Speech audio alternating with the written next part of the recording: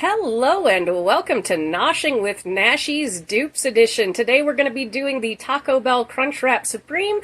I'm going to call it the Nashies Munch Wrap. For that we're going to need some very big burrito shells, some tostadas, some nacho cheese, some black beans. I've got some nice cilantro here. I've got some green onions, shredded lettuce. I've got some garlic powder. Now I'm using this all-purpose seasoning here, which has a Spanish/Mexican flavor profile to it. You can use taco seasoning from the packet, or the seasonings will be in the recipe I link in the description, plus my modifications.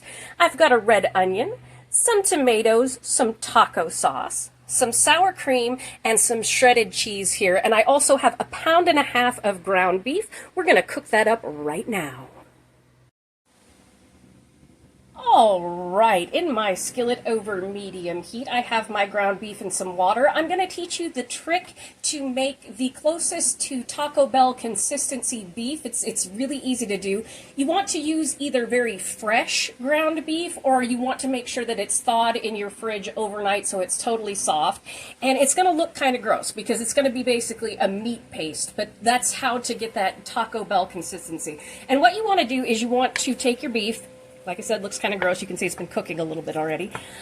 You want to take your beef and mix it in with 1/2 cup of water and really get it completely broken up so it really is a meat paste. That's basically how it gets that Taco Bell kind of crumbliness, not too big of pieces in there. And so we're just going to cook this until it's done, but I'm going to add in about 1 teaspoon to 1.5 teaspoons of my seasoning here. Like I said, you can use the seasonings either in the recipe description that I'm going to put there, or you can use a packet of taco seasoning. And this is, again, 1.5 pounds of ground beef, because rather than 4 crunch wraps, I'm making 6.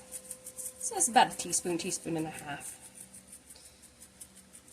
And I believe I got this either at Sam's Club or Costco. It is a really good seasoning. It's got that lime in there. Yeah, it's really good.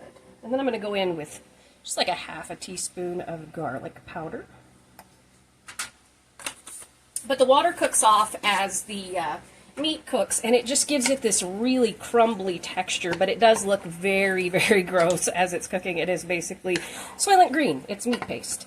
So I'm not going to make you watch all of this portion, so I'm going to do it in fast motion. And while this is going, I'm going to deviate from the recipe I will be linking. I'm going to cut up tomatoes, cilantro, some green onions, and some onion, mix them together to kind of make just an easy peasy pico de gallo, because I prefer that to just the tomatoes and onions to go on.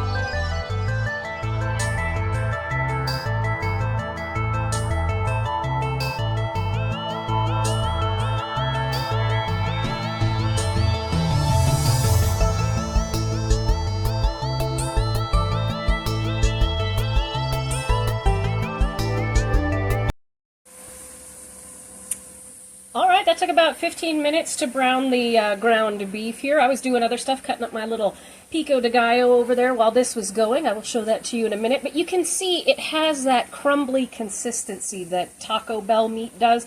That's why I like cooking it this way. Okay, let's move on over to our assembly line and put together these crunch wraps.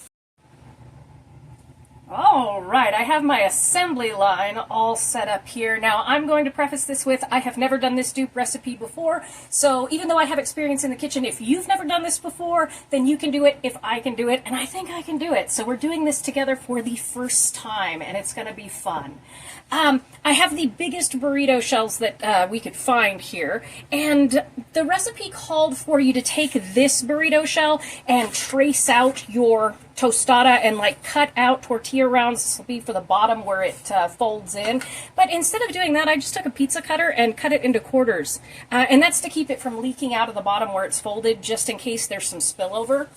And this is how I did my veg. I took my tomatoes, my onions, my cilantro, and my scallions, mixed them into kind of just a fake pico de gallo here. I added about a half a teaspoon of that Mexican seasoning and a half teaspoon of garlic powder because we're going for the full same flavor profile. So let's get to assembling this and see how it goes. We're supposed to start out with our meat, which came out, you can see, has that really nice Taco Bell texture to it. We're going to put a generous amount in the middle here.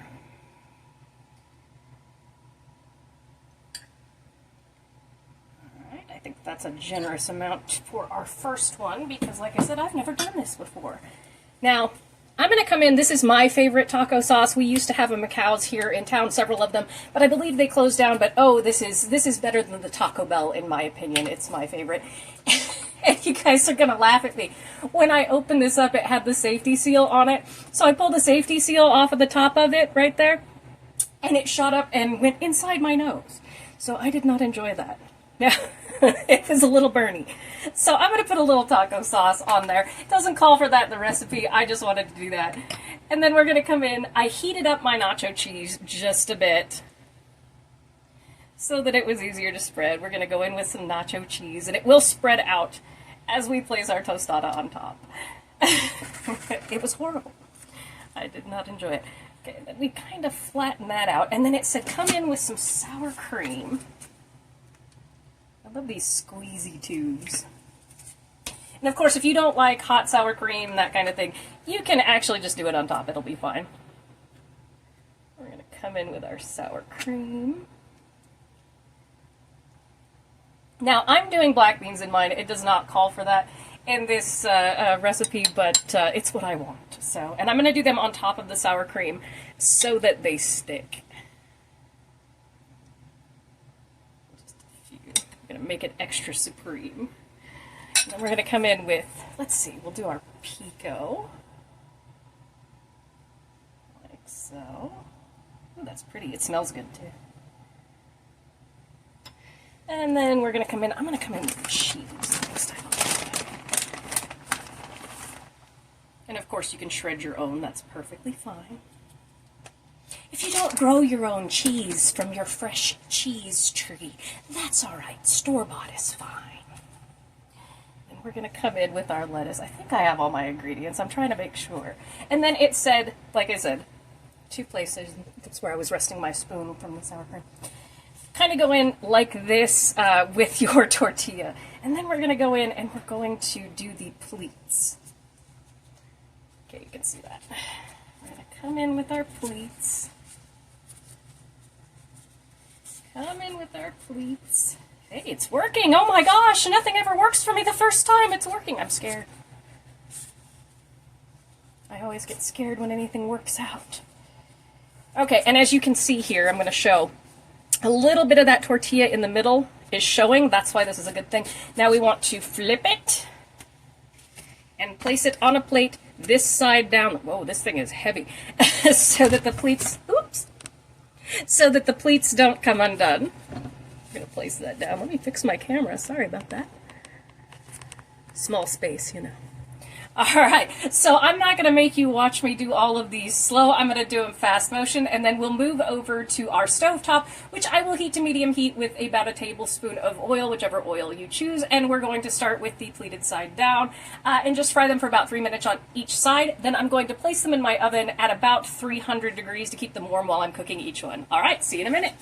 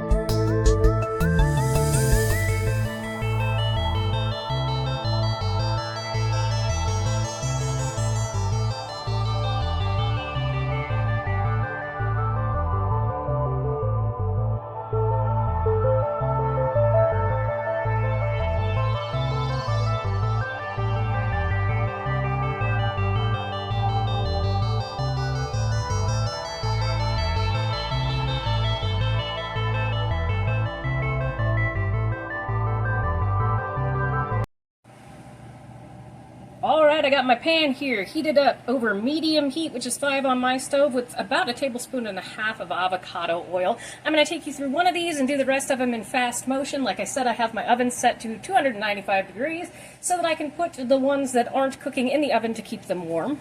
You can see our crunch wrap here turned out really fantastic pleated there. We're going to put it pleated side down so that it stays together. And we're just going to cook this, we're going to cook this for about 3 minutes on each side is how that's going to work. Get it nice and golden brown. Now, the great thing about this recipe is that you can do it vegetarian, you can do it vegan, you can add any protein that you want to it. It's just really fantastic. I'm going to go ahead and speed us up. I will come in at the turn.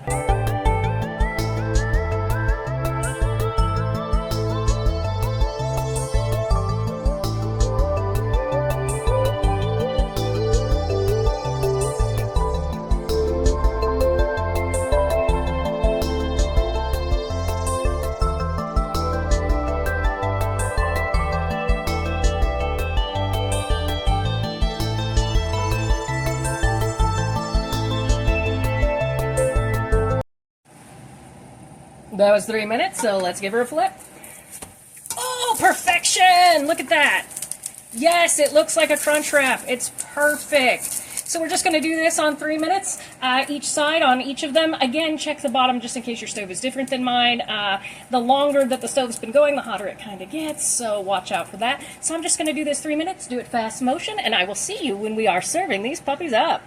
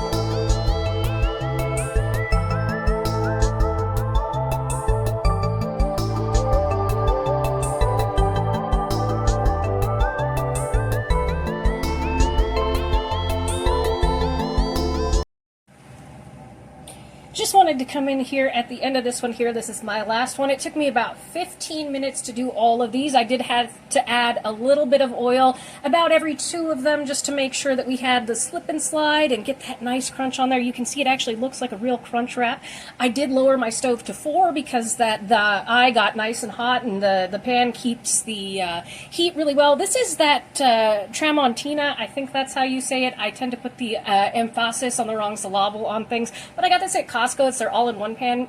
This isn't an ad. I just really love this pan. It's so easy to clean and cook with, and it holds the heat so great. So for this, now I'm going to take this off the stove, and I am going to stick everybody in the oven for about 5 minutes and let them chill out. Make sure that cheese gets melty. Again, it's at 295 degrees. And here's the thing I wanted to say. If you want to bake these rather than fry these, you absolutely can. Just put them that seam side down in a 325 degree oven for 15 to 20 minutes, flipping halfway through to check on it. All right, I will see y'all with the final result.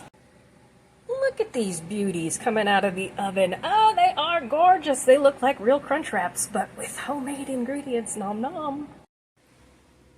Yo quiero Nashi Bell. Here we have our Nashies Munch wrap, the dupe for the Crunch wrap.